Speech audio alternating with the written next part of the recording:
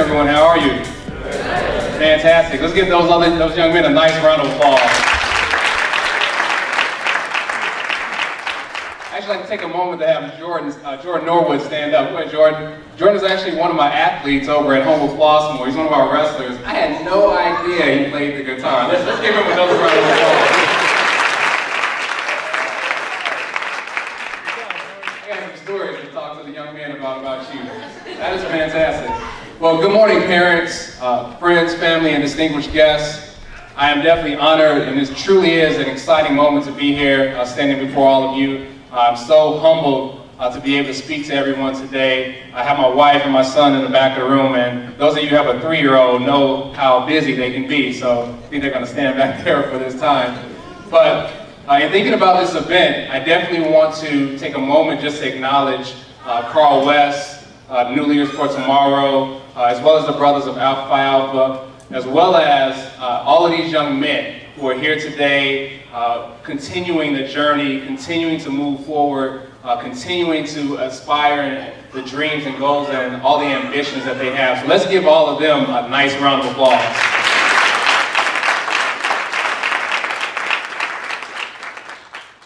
Last week, the world community, and more importantly, the African American community, lost a tremendous figure in the passing of Dr. Maya Angelou. And I'd like to share a few of her words with all of you today, just as a tribute not only to her spirit, but as a reminder of why we mentor and why we do the things that we do. Is that all right? Yeah. All right. Still I rise, Dr. Maya Angelou. You may write me down in history with your bitter, twisted lies. You may tread me in the very dirt, but still, like dust, I'll rise. Does my sassiness upset you? Why are you beset with gloom?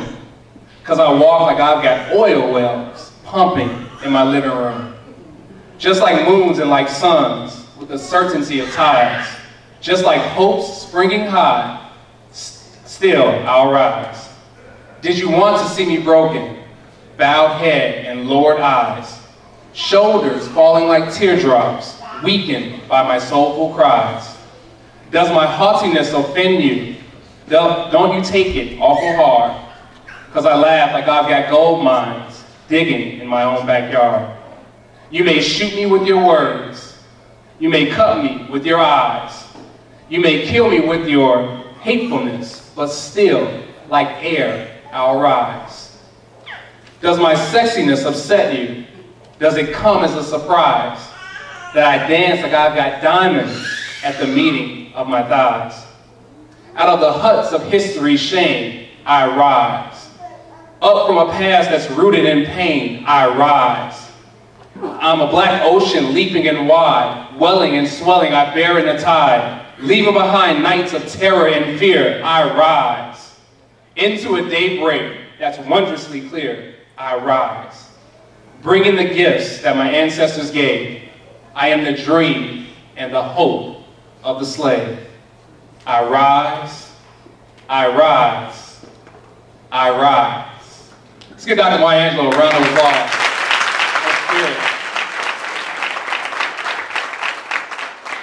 In thinking about today's discussion, I definitely wanted to honor her spirit, so I entitled this talk that I'm going to have with you today, Life Lessons from Those Who Have Risen. Okay, how many people want to rise to the top? How many of our young people here want to continue to rise to the top?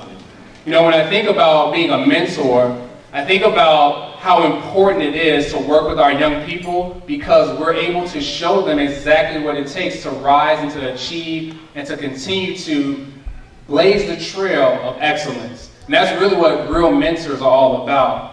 And when I think about the lives of those who have come before us, you know, I think about the opportunity to be able to learn from their success as well as their setbacks. And oftentimes, we learn a lot more from the setbacks, right? We learn a lot more about ourselves and about people, because, as the old saying goes, adversity reveals character, right? Adversity reveals character. So, one of the individuals that I thought about for tonight and for today's event is Dr. Ben Carson. How many of you, by show of hands, are familiar with Dr. Ben Carson? Okay? Most of you in the room may know of him as the world-renowned neurosurgeon.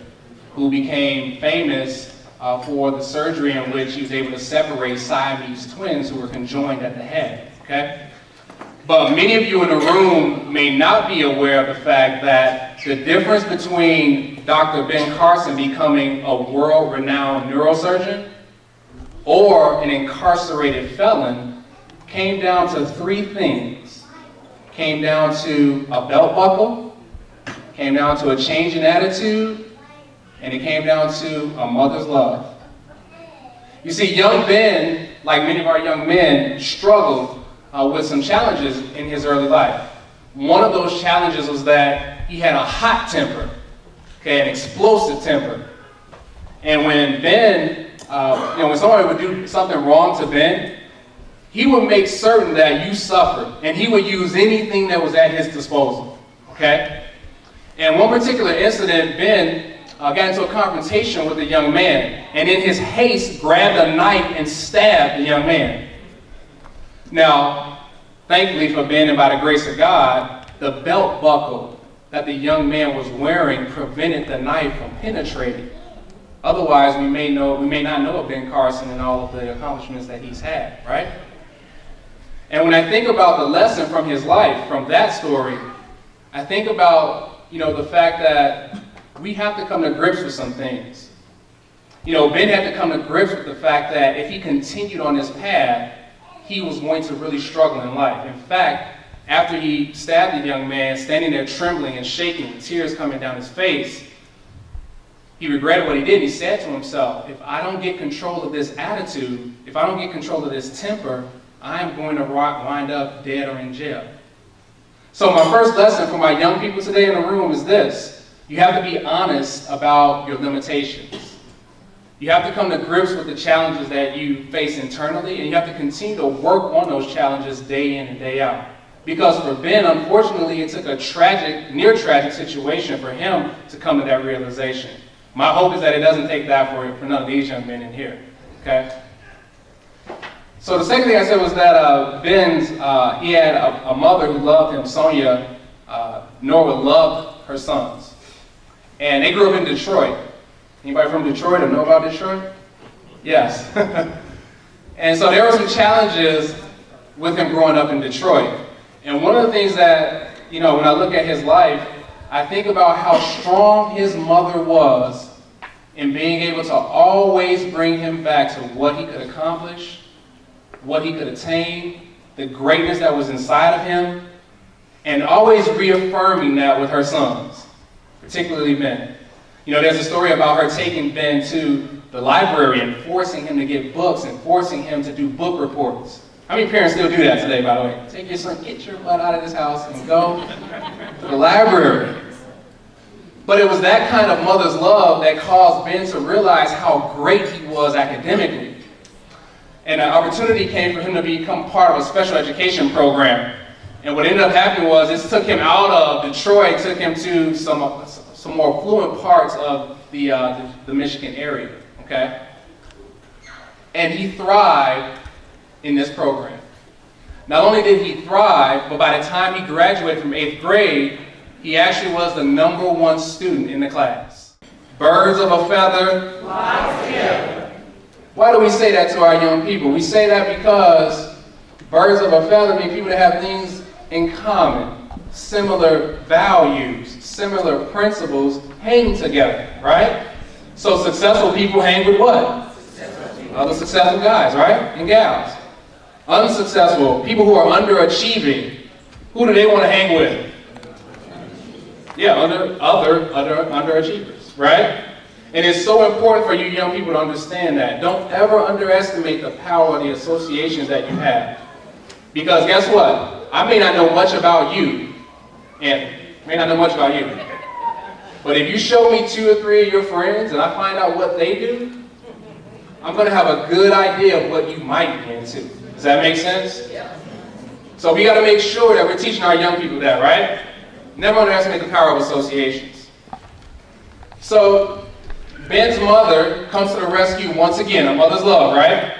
She sees her son making poor decisions, making terrible decisions, and here's what she does. She says, Ben, she pulls him aside, son, you are going nowhere fast.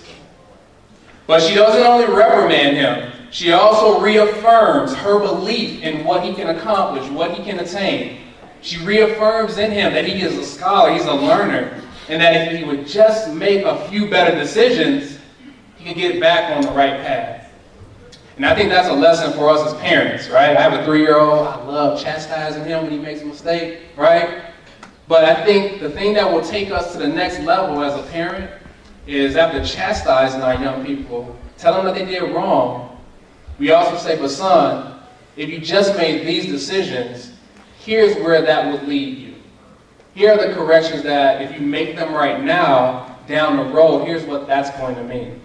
And I think too many times as a parent, we leave that part out. And I think today our young people need that part more than ever, because they know they're messing up, some of them, right? They know they're making mistakes, but they need to be reaffirmed as to what they need to do to move forward, okay? So Ben agrees with his mom. Mom, you know, you're right, I'm going nowhere fast, okay? So he gets his head back on straight, graduates high school in 3 years with honors, and earns a scholarship to the prestigious Yale University, one of the elite Ivy League schools, not only in the United States, but across the world, right? And things look very up for Ben. Things are on the up and up for him. But here's the challenge. The acceptance to Yale brings with it a new challenge in his life. First and foremost, he's now pitted against the most successful, some of the most talented young people across the planet, number one. Number two, the change in environment leads to a culture shock. Anybody ever had a culture shock? Took you out of your element, and now you're someplace else, right? He had a complete culture shock. And it affected him in a very negative way. In fact, that first year at Yale, he came dangerously close to flunking out of school. Dangerously close to flunking out. And in his own words, he said, I had to manage my time and I had to redouble my efforts. I had to manage my time and redouble my efforts. I had climbed so many mountains. I had come so far, there was no way I was going to quit at this point. So he goes on to graduate from Yale. He follows that up by going to medical school in Michigan, graduates there. Later becomes the director of the pediatric neurosurgery section of the Johns Hopkins Children's Center, which is in Baltimore, Maryland. Phenomenal life, right? Phenomenal transition. And what's the lesson there in his life? The last lesson that I want to share with our young men today. It's how to handle adversity. It's how to handle adversity. Dr. Ben Carson talks about the fact that the difference between successful people and unsuccessful people is not that successful people don't have roadblocks. It's that successful people use those roadblocks as hurdles that strengthen them each and every time they clear one. And that's the lesson from his life. Now, there's some other people that we can learn from. You know, one of those individuals is Eddie Robinson, legendary coach of the Grambling State University football team, right? Over 50 years in coaching. Second winningest coach all time. 400 plus victories. Sent numerous men to the NFL. But you know what is most important about his life? The lesson that you guys can learn from his life? Persistence. And it's not about the 400 victories, and it's also not about how many people he sent to the NFL. The key thing with him was his persistence in getting his players to graduate from school. To this day, he has one of the highest graduation rates of any coach in any sport. He was persistent. This was a big part of his program, graduating young men. Not like today where some schools use our young men and then don't allow them to finish, right? I think of Michael Jordan. How many people love Michael Jordan in here? Man, only 3 people? Okay. Sorry, I'll give another name. How about Serena Williams? Venus. Okay? Got no hands for Michael Jordan.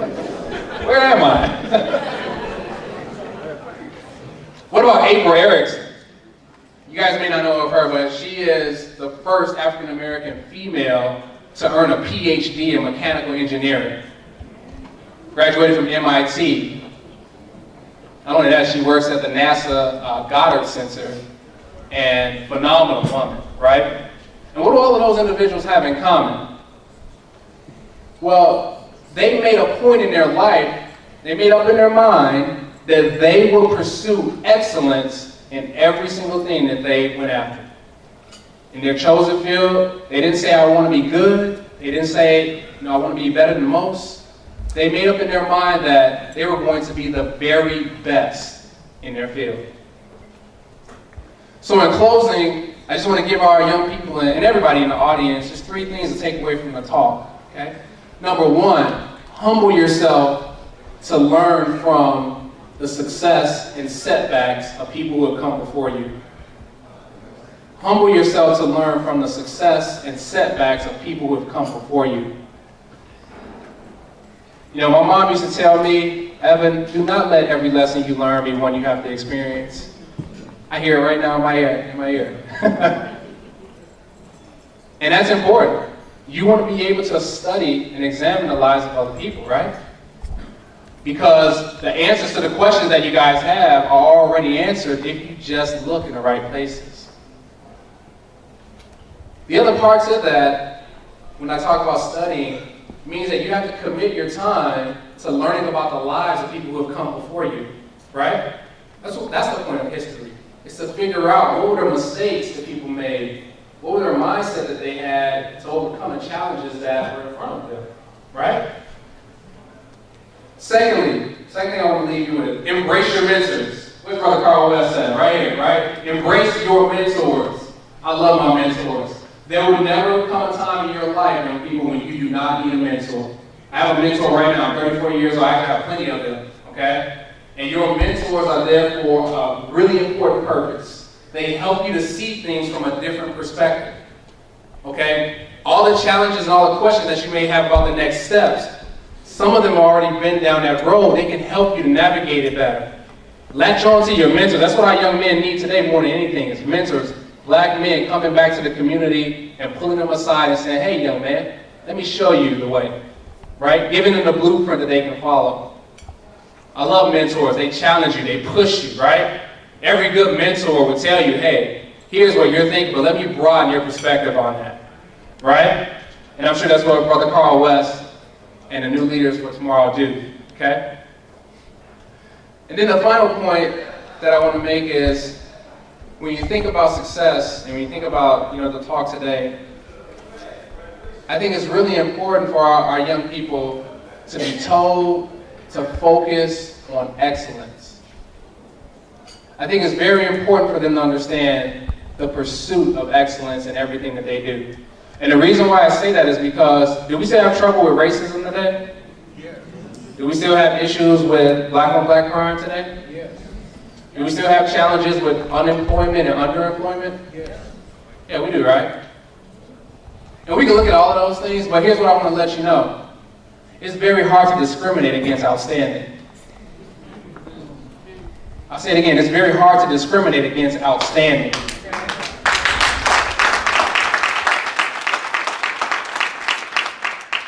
And the reason I say that is because when you think about somebody who's outstanding at what they do, right? Outstanding at what he does.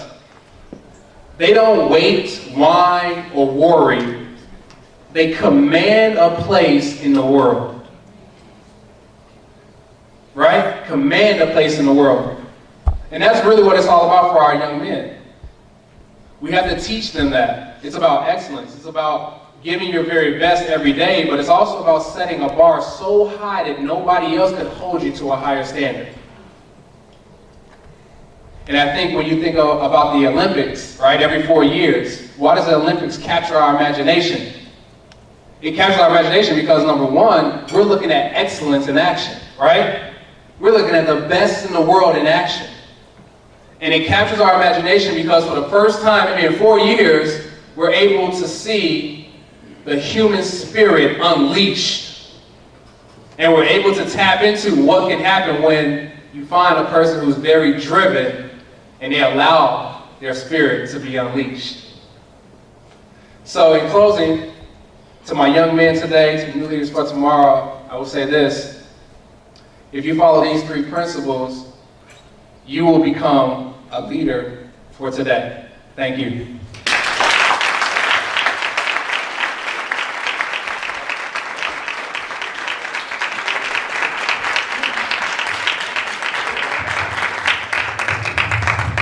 couldn't see me way back there. I couldn't see you. Thank you, Brother Carl West. I say new leaders for tomorrow. Thank you. New. Thank you.